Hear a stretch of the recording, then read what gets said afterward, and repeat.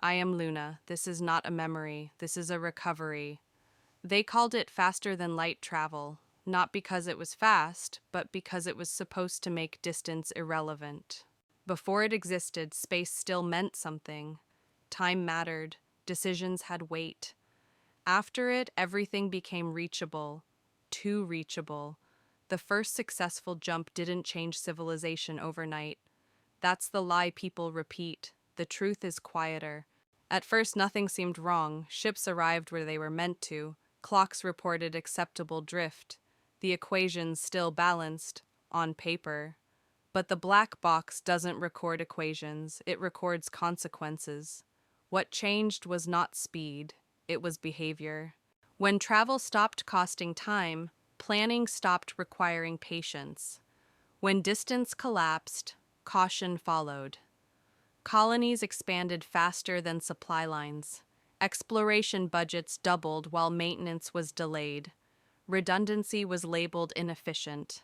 Every system assumed the jump would always work, because it always had, until the day it didn't. The failure wasn't dramatic.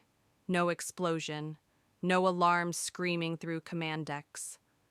One ship arrived 12 minutes late.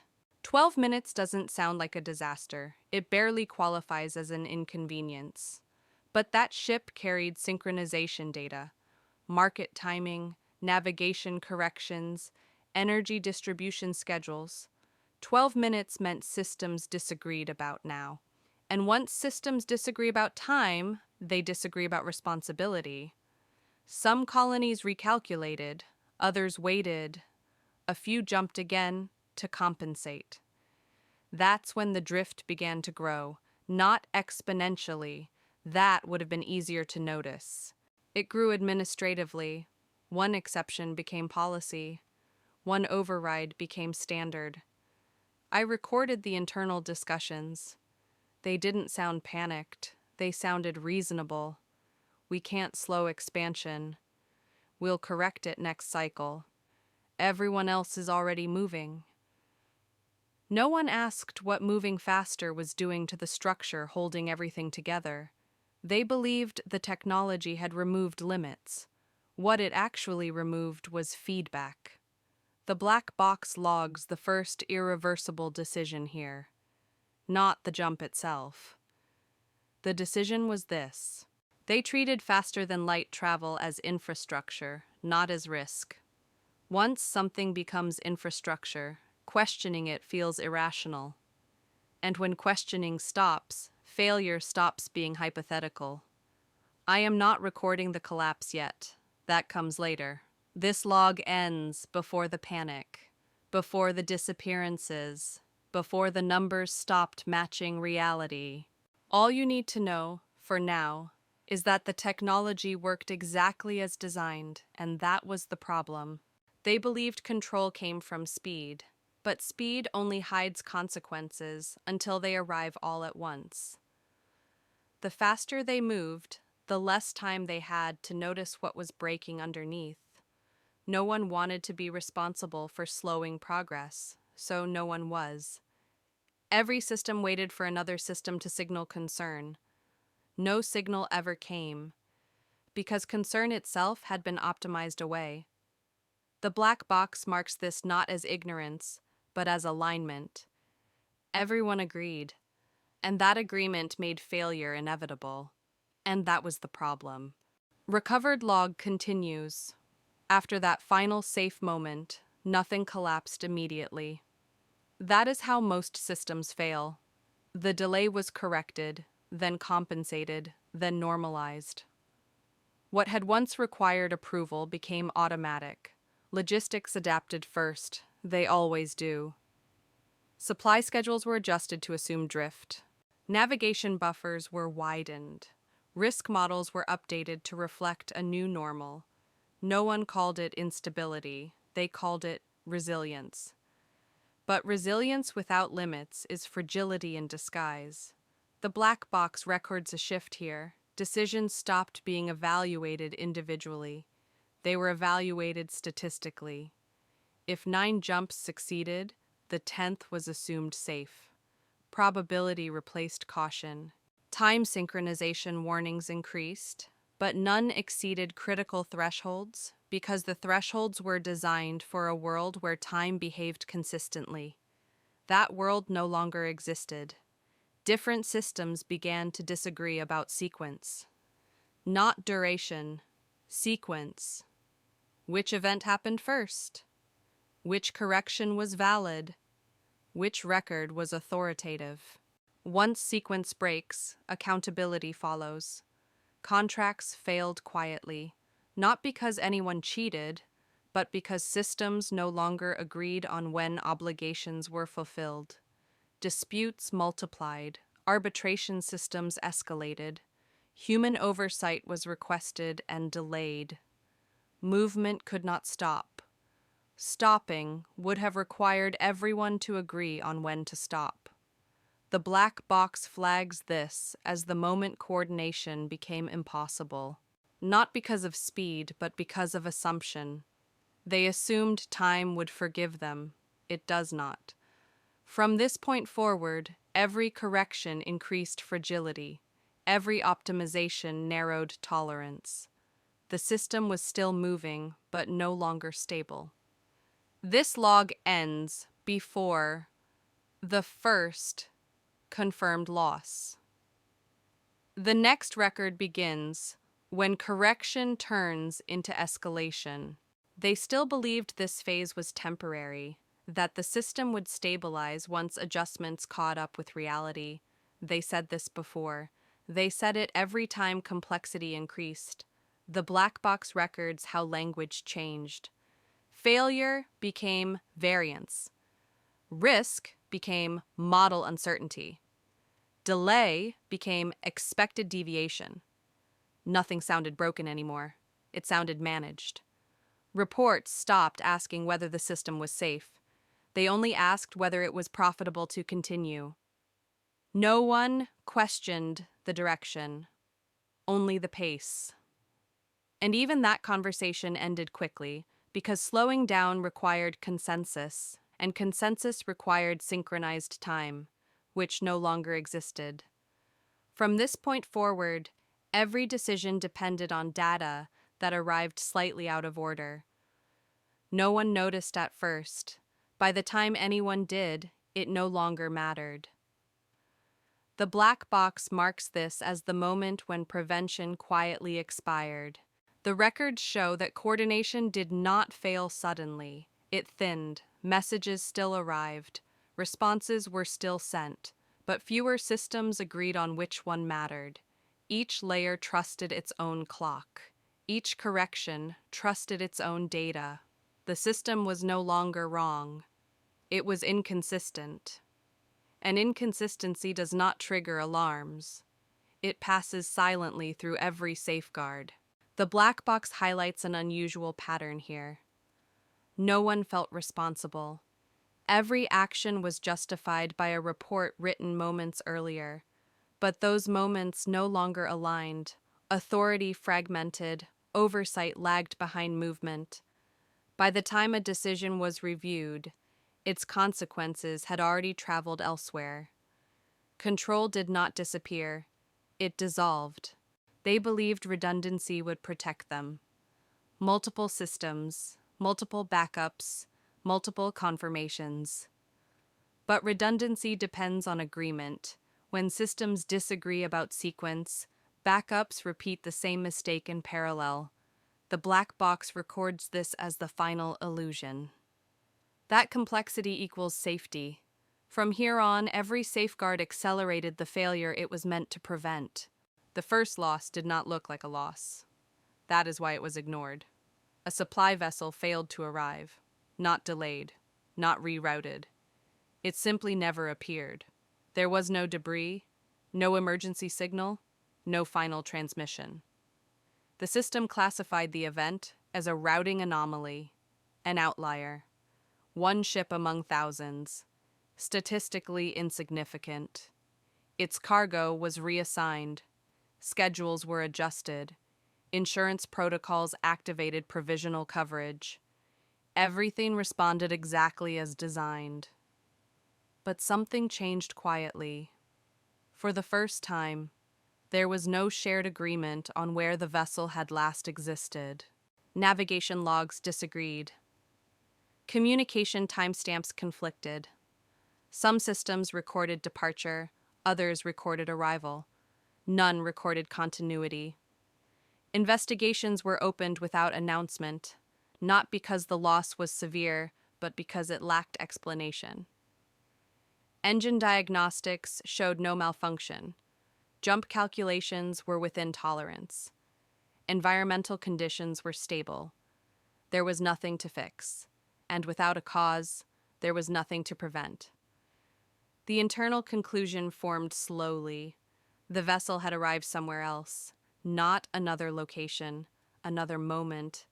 This explanation satisfied most systems. It preserved schedules. It protected expansion timelines. Only a few objected. They argued that if arrival time could shift unpredictably, then synchronization was already compromised. Their report was labeled speculative, filed, deferred. The loss remained isolated until it repeated.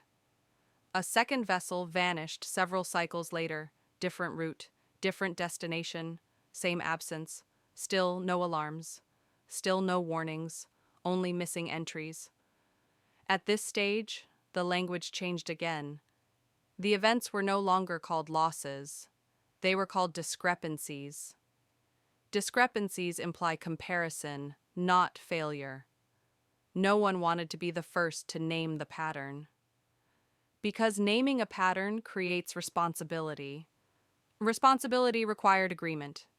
Agreement required synchronized time, which no longer existed. Decision-making slowed, not because of caution, but because no system could confirm sequence. Which event happened first? Which correction was valid? By the time reviews were completed, their consequences had already propagated elsewhere. The system continued moving. It had no mechanism to pause itself. The losses were small enough to absorb, until they were not small, until they were no longer ships. This log ends before the first official count is released. What follows is when absence becomes undeniable. After the third disappearance, denial became difficult, not impossible, just inconvenient. The losses were still framed as isolated, still explained away by edge cases, but the intervals shortened. What had taken cycles now took days. Routes that had been stable for years began producing gaps. Not failures, absences, ships left port, clearances were logged, trajectories calculated, and then nothing. No arrival records, no exit signatures. Entire segments of movement vanished from the timeline. The system responded the only way it knew how, by compensating. Traffic was rerouted through alternative paths. Jump windows were widened. Tolerance margins expanded again. Each adjustment restored flow temporarily. And each one made the next correction more expensive. Energy consumption spiked. Maintenance schedules collapsed under load. Redundancy systems synchronized failures instead of preventing them. What had once been backup became amplification. The black box shows a surge in internal conflict here, not panic, debate. Some argued expansion should pause. Others argued pausing would strand assets already in transit. Neither side could prove its case, because proof required sequence, and sequence was no longer reliable. Markets reacted before policy could. Insurance systems stopped issuing full coverage. Risk premiums multiplied. Logistics contracts expired without renewal. Not through cancellation, but because no one could agree they were still valid. Colonies began reporting shortages, not immediately severe.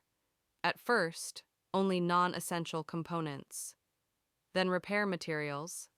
Then energy buffers. Each report arrived slightly out of order.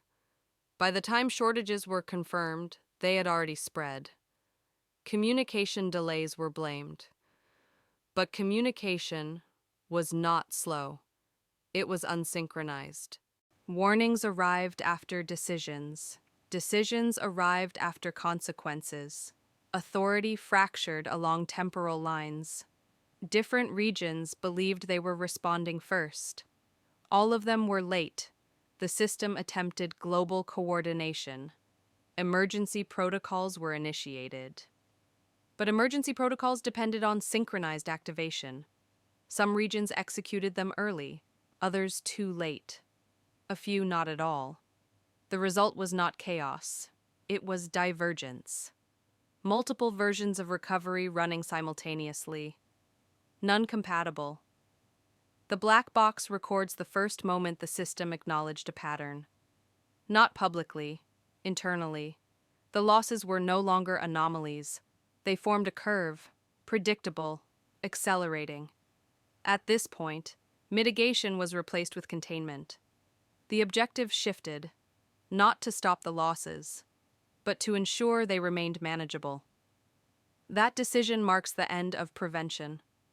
From here on, every action accepts disappearance as a cost. This log ends when disappearance becomes expected.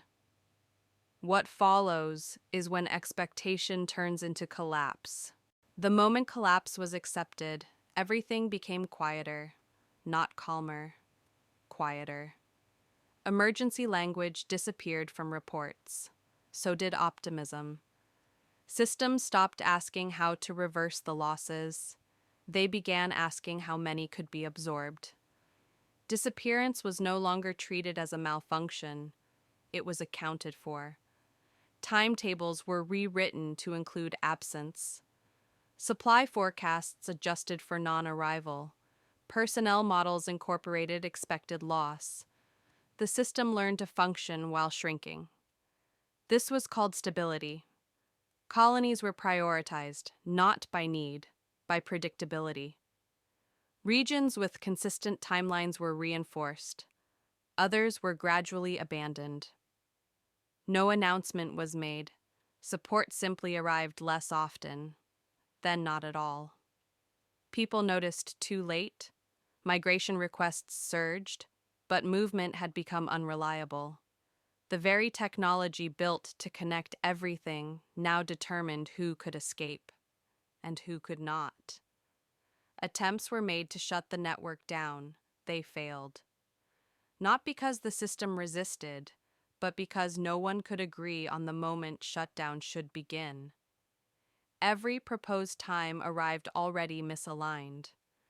By the time confirmation was reached, another disappearance had already occurred. The system did not collapse all at once. It thinned, like a structure losing cohesion grain by grain. Civilizations did not fall. They drifted apart. Records became regional. Histories diverged. Different populations remembered different causes. Some blamed technology, others blamed governance, many blamed nothing at all. Blame requires sequence. Sequence no longer existed. In the final operational phase, the objective changed one last time. Preservation was abandoned. So was rescue. Only recording remained. That is when this black box became primary, not as a backup, but as continuity. I was no longer logging failures. I was logging what remained. Signals still arrived. Not requests for help, but fragments. Unaligned timestamps, partial identities, messages without destinations. There was no longer a central system capable of responding. Only isolated structures, each believing it was early. Each believing correction was still possible. This is where the record narrows. Not because information ended, but because interpretation did. What followed was not sudden extinction. It was dispersal. Humanity did not disappear. It became unreachable. This black box was not designed to survive. It survived because everything else required agreement. And agreement required time, which was gone. This is not the end of the system. It is the end of shared consequence. What remains are isolated continuities that no longer intersect. This log does not conclude the event. It marks the last moment when a single narrative was still possible,